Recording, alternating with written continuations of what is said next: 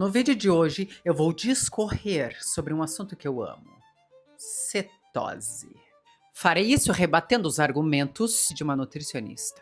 Como nossos vídeos são públicos aqui, eu peguei um vídeo dessa moça para ajudar você a entender algumas coisinhas. Primeiro de tudo e mais importante, o que é cetose? De uma forma bem simples falando. Cetose é um estado metabólico normal, não patológico, em que o corpo passa a usar gordura como principal fonte de energia, em vez de depender principalmente da glicose, açúcar. O fígado começa a transformar gordura em substâncias chamadas corpos cetônicos. São eles: beta-hidroxibutirato, acetoacetato e acetona. Esses corpos cetônicos servem como combustível para o comandante, músculos e outros tecidos. Agora que eu já te apresentei a cetose, vamos lá. Cetose. Eu tô vendo muitos charlatões e picaretas vendendo cetose aqui nas redes sociais como se fosse um grande mousse, quando na verdade não é. Calma aí, garota, já vou ter que interromper essa senhorita. Definição de charlatão: é um indivíduo que finge possuir conhecimento, habilidades, curas milagrosas que não tem, com o objetivo de enganar as pessoas e obter vantagens ou lucros financeiros. Definição de picareta: é uma ferramenta de trabalho. Mas essa palavra é utilizada também para descrever pessoas desonestas, golpistas. Desde que existem humanos, existem os charlatões e picaretas. Porém, chamar de charlatão e picareta uma pessoa que defende uma ideia, uma aplicação que é o extremo oposto daquilo que você defende, não o torna um criminoso. Vamos ter cuidado a nos referirmos a outras pessoas. Afinal de contas, faz parte inclusive da ciência, da evolução, nós divergirmos. Quando você denomina de criminosa uma pessoa que diverge das suas ideias, existem algumas figurinhas na história da humanidade que já fizeram isso outrora. Mao Tse-tung, Xi Jinping, esse ainda faz. Trotsky, Stalin, Hitler. Esses fofinhos gostavam de esmagar as pessoas que divergiam das suas ideias. Inclusive, eu tenho certeza comemoravam muito quando elas eram prejudicadas. Eu quero mais é que caia a conta dessa pessoa mesmo. Num nível um pouco pior. Mas nós humanos temos a tendência de começar com o piorzinho e ir para o piorzão, se é que você me entende. Mas vamos continuar. Vendendo cetose aqui nas redes sociais como se fosse um grande mousse, quando na verdade não é. Claro que não, mocinha. Cetose não é e nunca foi um mousse. A cetose foi o que nos manteve vivos, operantes e ativos, desde que estamos desfilando nosso garbo e elegância pela superfície do planeta Terra. Durante praticamente toda a evolução humana, nossos ancestrais viveram em ambientes onde a disponibilidade de alimentos variava conforme a estação, a caça, o clima e a geografia. Períodos de jejum involuntários eram comuns. Nesse contexto, a capacidade de produzir corpos cetônicos representou uma vantagem evolutiva extraordinária. Quando a glicose se tornava escassa, o fígado passava a converter gordura em corpos cetônicos. Cetose não é uma invenção moderna, ela é um mecanismo metabólico ancestral, preservado ao longo de milhões de anos de evolução, porque aumentava nossas chances de sobrevivência. Então dizer que cetose não é um grande mousse, de fato é uma coisa real, pois ela é muito maior do que isso. Muito maior.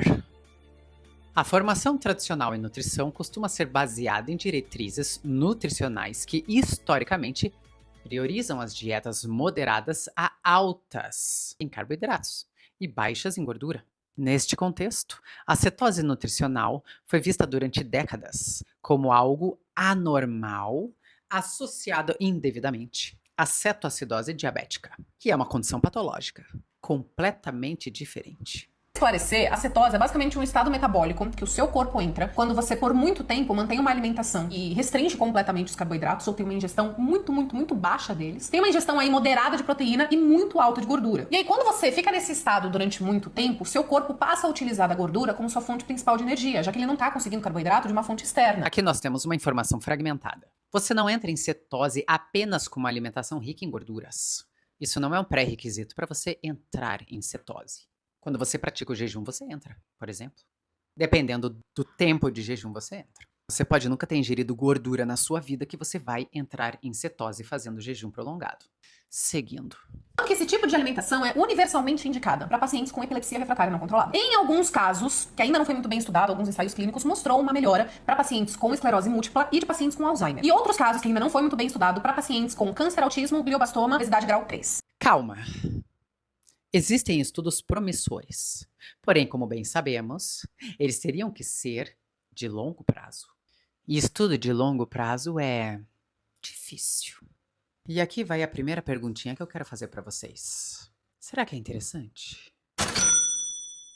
Com relação à obesidade grau 3, a dieta cetogênica é amplamente estudada. Existem resultados positivos com essa associação. Falando do autismo, o público é extremamente heterogêneo e é difícil de controlar essa variável. Mas sim, já existem estudos preliminares e com resultados promissores também.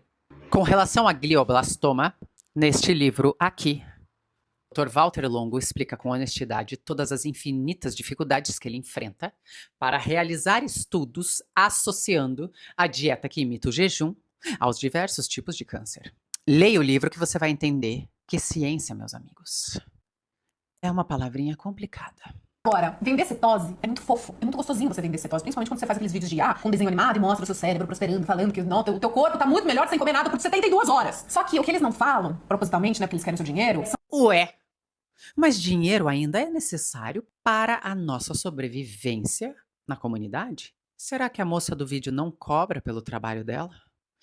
Fiquei um pouco confusa. Os efeitos negativos da cetose. E eu juntei alguns aqui pra vocês. E lembrando que o seu músculo, ele funciona muito bem quando ele recebe carboidratos, né? Quando ele recebe glicose como fonte de energia. O seu cérebro ama usar carboidratos pra ele manter o foco, a concentração, a memória dele. Tininho maravilhoso. Inclusive, quando você retira tudo isso, todos esses lugares que eu mencionei não vão mais funcionar da forma como eles foram feitas pra funcionar. Alto lá. Somos Total Flex. Teu músculo, teu cérebro, teu intestino são projetados para funcionar rodando em gordura também. Mas vale lembrar que se você funcionou sua vida inteira todinha em glicose, você vai precisar ajustar as turbinas, caso você deseje alternar para a gordura. Normal. O fígado converte gordura em corpos cetônicos que atravessam a barreira hematoencefálica sem nenhum problema. Ajuste fino, meus amigos, o seu corpo é capaz de fazer isso. E o músculo utiliza muito bem gordura. Existe uma ampla comprovação disso. O intestino também. Do ponto de vista evolutivo, foi assim que sempre funcionamos. O cérebro utiliza a glicose prioritariamente quando ela está abundante. E as pequenas quantidades obrigatórias de glicose que precisa existir no seu corpo, o fígado fornece, através do glicerol e do lactato. É assim que ele converte em glicose. Então dá a informação inteira, mulher. Não fica falando coisa fragmentada. Aí pode acontecer o quê? Acúmulo severo de gordura no fígado, porque estamos falando de uma alta ingestão de gordura. Não. Essa informação não está precisa. Aqui nós vemos a clássica confusão que as pessoas fazem. Não existe evidência científica sólida que cetose cause gordura no fígado. Estudos clínicos mostram exatamente o oposto. O consenso científico atual é mais próximo de dietas com restrição de carboidratos frequentemente melhoram marcadores de esteatose hepática. Esse é o altíssimo de reganho de peso quando você parar com essa palhaçada, porque estamos falando de uma dieta extremamente restritiva, e quando você acaba com a dieta, você não aprendeu absolutamente nada, porque tudo que você fez foi passar vontade durante alguns meses. Existe o reganho de peso com dietas convencionais também, regadas a carboidrato. Muitos estudos comprovam que a maioria das pessoas que emagrece engorda de novo. E não, a maioria dessas pessoas não fez dieta cetogênica. Estresse celular em células pancreáticas, altos níveis de lipídios no sangue, então você é uma gordura ambulante, basicamente. Não, na verdade é o contrário. Estudos demonstram que a dieta cetogênica melhora a função pancreática. Inclusive artigos recentes. Problemas metabólicos a longo prazo, letargia, boca seca, constipação, sua memória vai pro saco e o mais famoso, lembra que eu falei dos corpos cetônicos? Então, quando seu corpo produz corpos cetônicos, você basicamente fede a cetona, a álcool, teu bafo vai estar muito fedidinho. Tudo que foi dito, inclusive a questão do hálito, é transitório. Já expliquei isso acima. E isso é amplamente documentado também. Transitório. Mas tem o outro lado da moeda que ninguém fala. O que muitas pessoas sentem ao estarem usufruindo dos corpos cetônicos. Aqui vai o áudio de uma aluna minha que estava fazendo um jejum de 24 horas. Mas foi muito bom. Gente, que pique era aquele. Nossa! Ligaram no 220, Amanda, muito, muito bom. Clareza mental, fazendo tudo assim, numa agilidade. E uma coisa que eu reparei. na fase da vida que eu estou, não deveria ser comum, mas acontece, os lapsos de memória. Assim, eu comecei a fazer uma coisa, parei, aí depois eu esqueci o que eu tava fazendo, aí volta lá. Não, isso não aconteceu. Foi assim, eu parecia um robô, sabe? Pá, pá, pá, pá. Foi tão bom. Pois é, meus amigos. Existem níveis de cetose. Não sei se essa galera que fala mal sabe. Níveis. Uma cetose mais baixa é extremamente agradável, como vocês puderam perceber no áudio. Uma cetose muito alta pode comprometer o horário de descanso. A pessoa fica extremamente alerta. É um mecanismo de defesa ligadona. Parece que está sob efeito de drugs. Talvez não seja interessante para a maioria das pessoas. Você aprende a dosar essas quantidades também. Você vai se conhecendo. Se é para ficar descendo o sarrafo nos corpos cetônicos, pois eles são prejudiciais para a saúde. Por que o mesmo não é dito da glicose? Ela glica. Ela destrói os tecidos. É extremamente tóxica para o organismo em muitos casos. É aquela máxima que tudo em excesso faz mal. Sabemos muito bem disso. Então eu não entendo o porquê dessa vilanização com os corpos cetônicos. E a proteção excessiva com a glicose? Fale com um diabético. Da mesma forma que uma cetose alta atrapalha, uma glicose alta, muito mais. E parem de confundir cetose com cetoacidose. Cetoacidose é completamente diferente. Eu não vou explicar aqui, porque esse vídeo já tá deveras longo.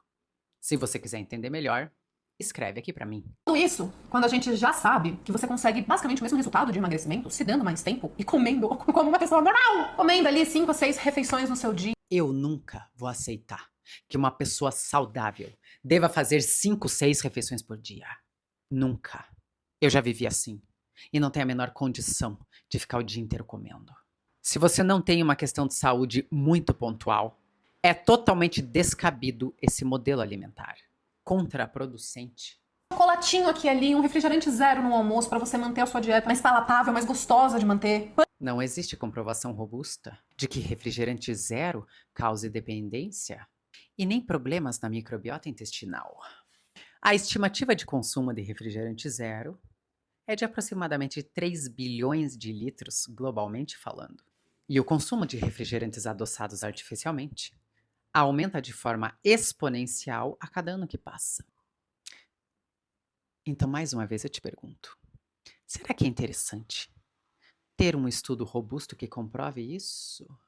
Eu, Amanda, entendo perfeitamente que existe redução de danos muitas vezes saindo de um refrigerante açucarado para um refrigerante adoçado. Sim, a gente do lado de cá entende isso. Mas não é porque a gente entende que a gente aceita. Se você gostou desse vídeo, vá lá e curta.